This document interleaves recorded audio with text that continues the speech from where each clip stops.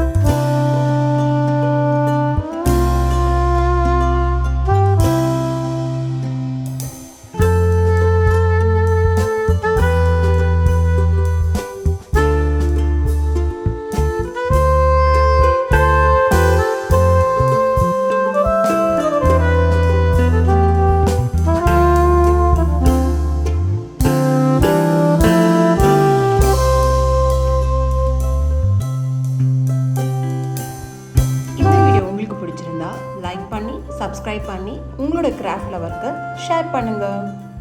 Thanks for வாட்சிங்.